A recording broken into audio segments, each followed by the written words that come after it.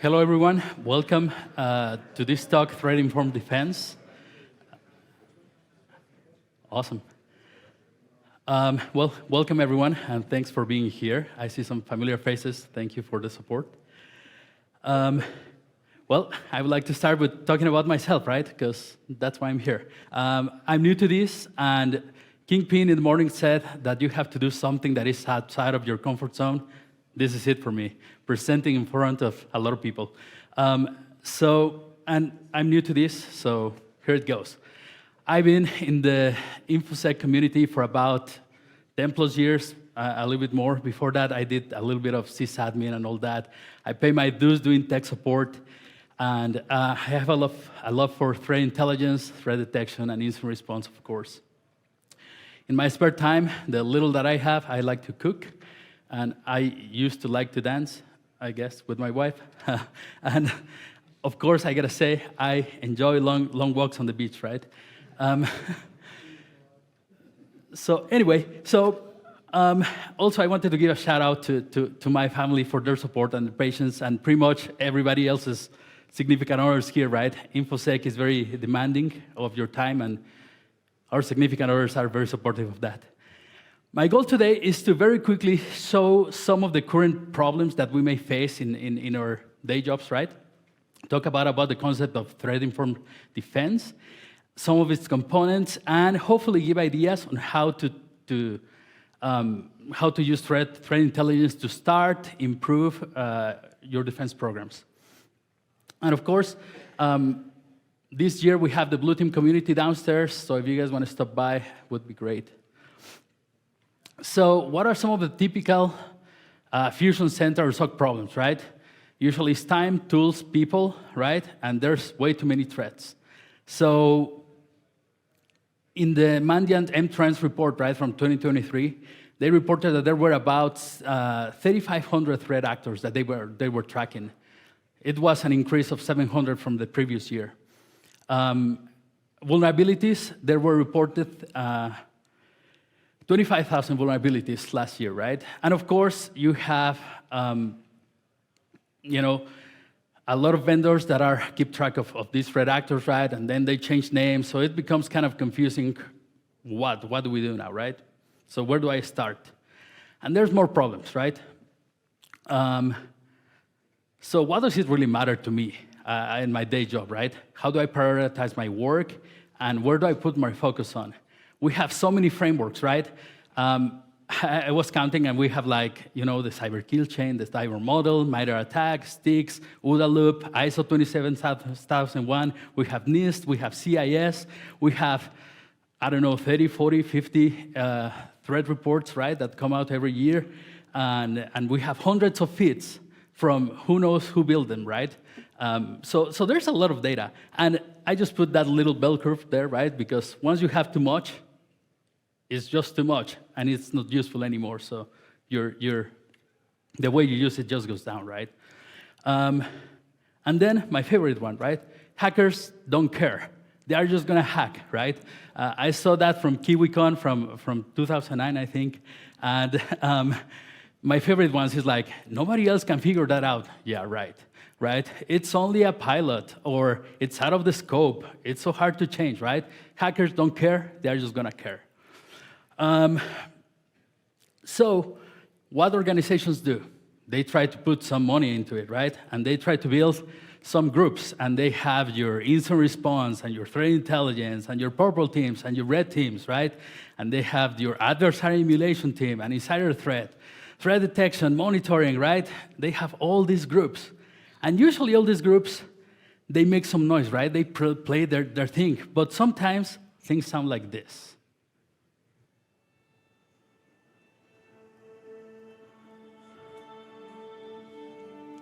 I don't know if you guys can hear it, but anyway, it's just the tune of the orchestra, right? It's just sound, it's just noise, but nothing really that is the music that you want to hear, right?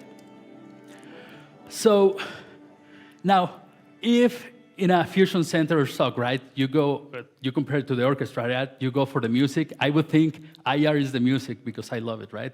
I think that's the part you go for, right? But who directs that? Well, I would say that threat intelligence is the director of this, right? But there's some misconceptions about threat intelligence. We believe sometimes that threat intelligence is just a feed, or it's just raw data, right?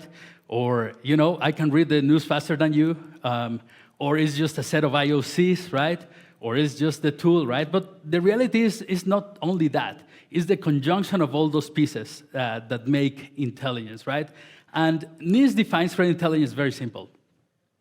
It's information that has been aggregated, transformed, analyzed, interpreted, or enriched to provide context to help in the decision-making process. So, if you think about it, it's like knowledge versus wisdom, right? Wisdom is what you do with that knowledge. Knowledge is just the information, skills, and facts that we have, and wisdom is being able to apply those skills, facts, and information with sound judgment and discernment based on experience, evaluation, and lessons learned. So I'm going to kind of zoom in a little bit more into threat intelligence, right? So how do we provide that threat intelligence?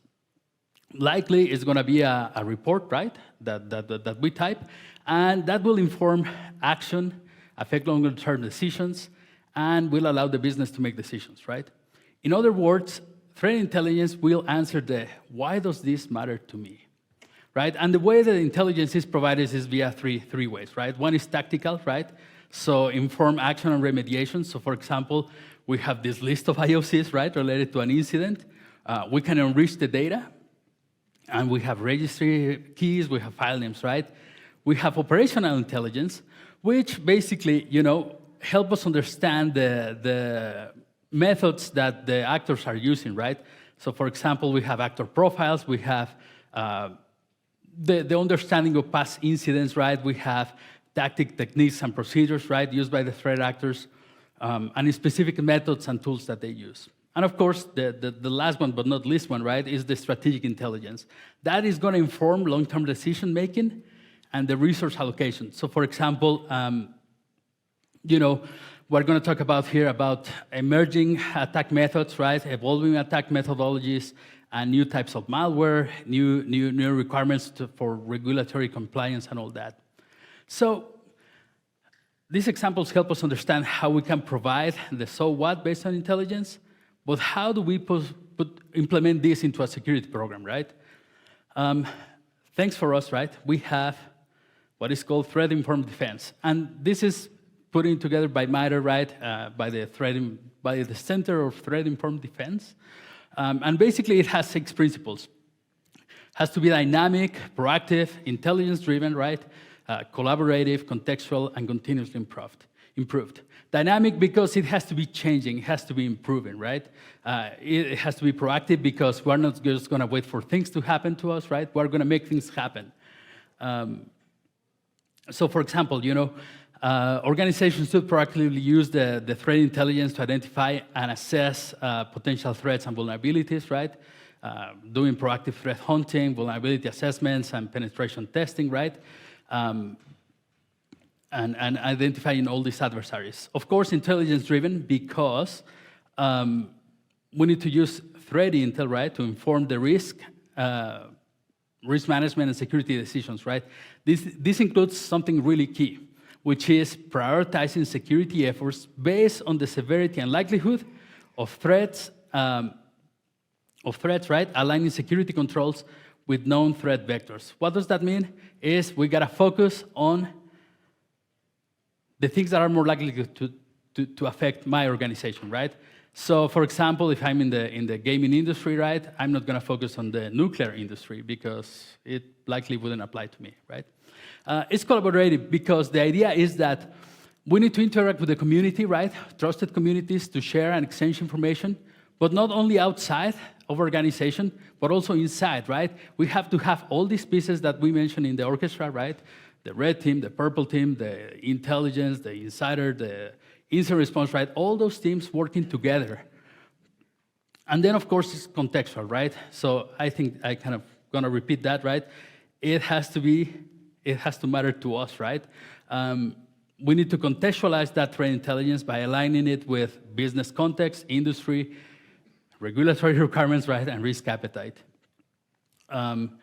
This basically ensures that threat intelligence is relevant and actionable in the organization's specific environment.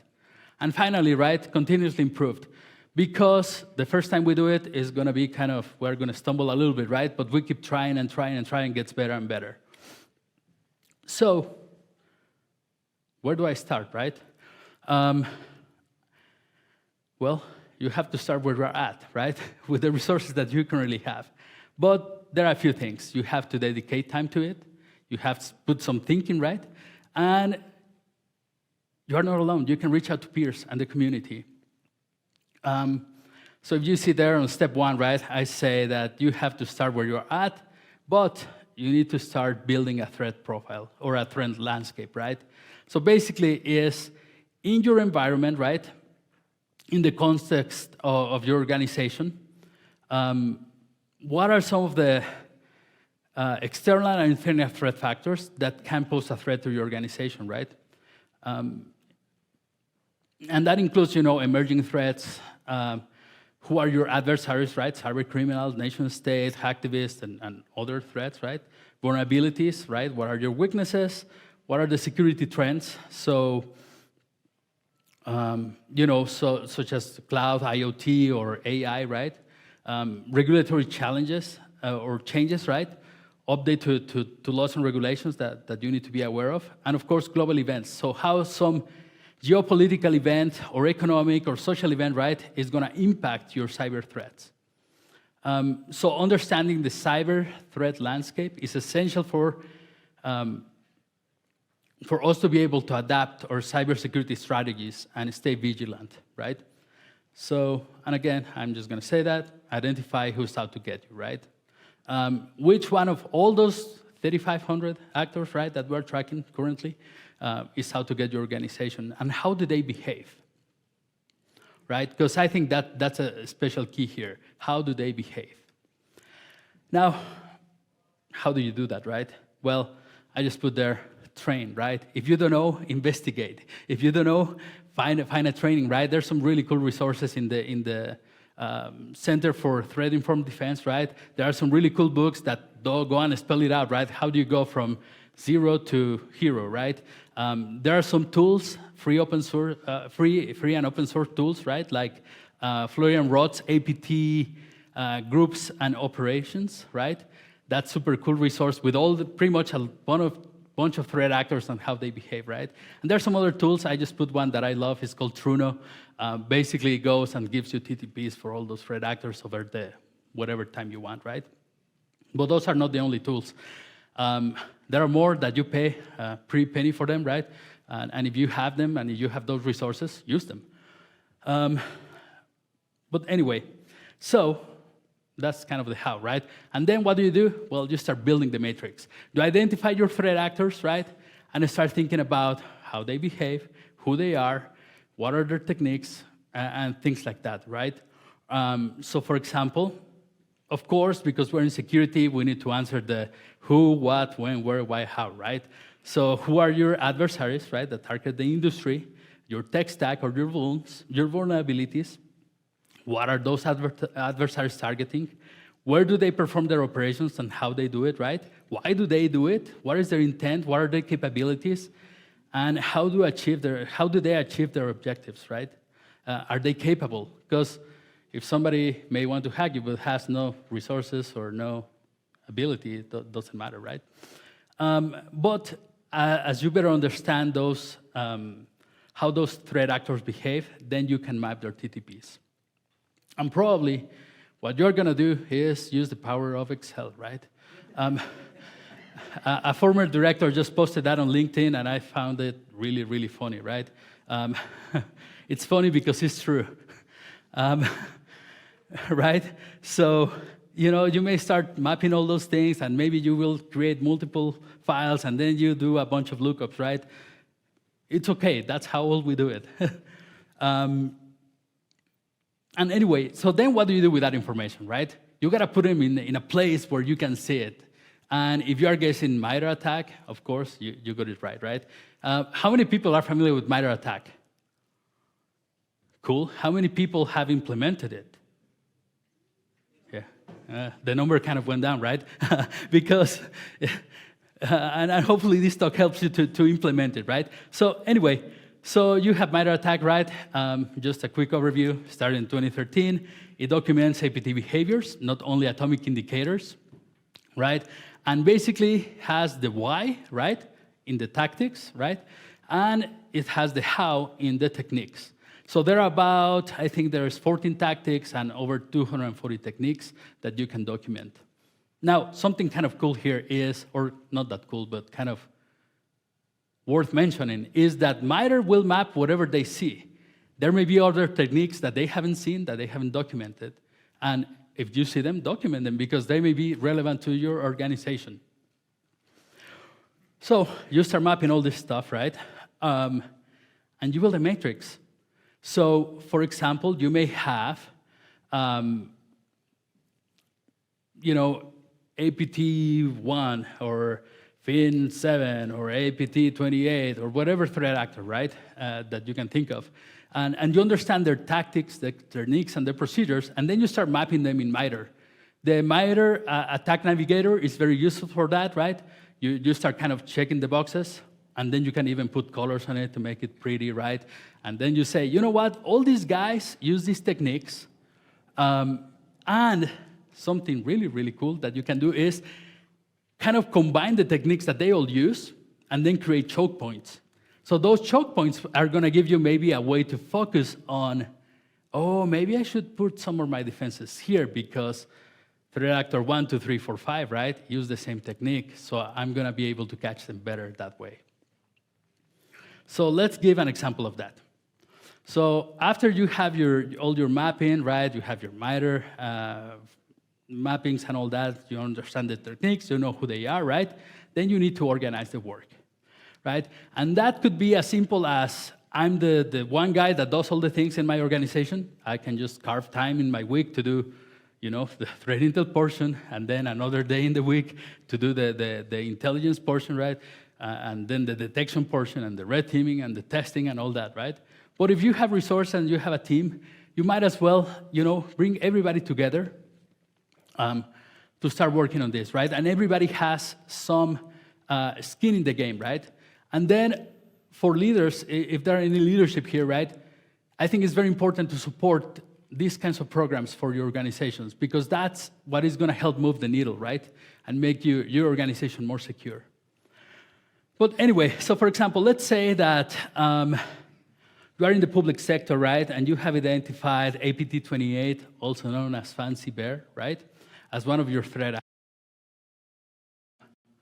So you know that they are likely to attack you based on where you are located and the services that you provide, right? So you understand that APT28 uses technique T1003 for OS credential dumping, right? They usually use Mimikatz to dump credentials and Tor, and they use keyloggers, right? Their initial attack vector is phishing, and they have seen exploiting some CVEs, right? So, and of course, this is not the whole profile, but it's just an example, right? So let's say threat intel builds the profile and gives you all these IOCs, all these techniques that they use, and vulnerabilities that they leverage, right? The detection team is going to build detections based on those techniques, right? So how can I detect T1003, right, credential dumping?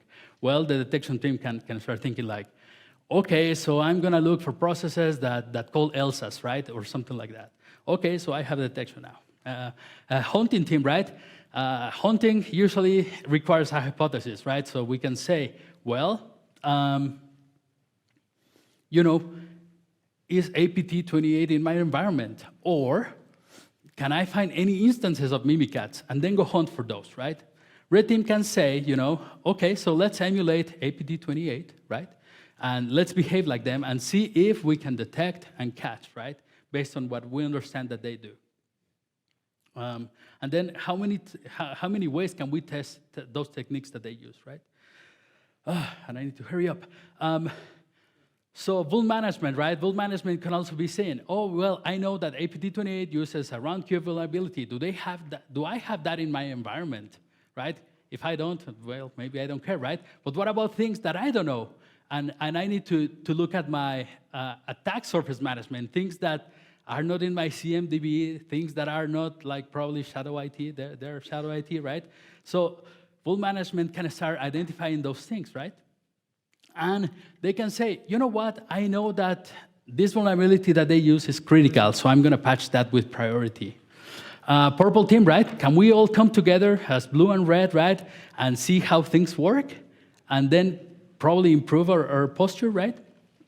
And of course, if you have a deception team, maybe they can plant lures, right? Because if they're gonna be dumping credentials, you wanna put a credential there that lives out there that, you know, once they dump that, is usually bad, right? And furthermore, right, the idea of this MITRE ATT&CK framework, or the threat-informed defense, is to think about even beyond these main themes, right? Do you have policies that would prevent the use of Tor, right?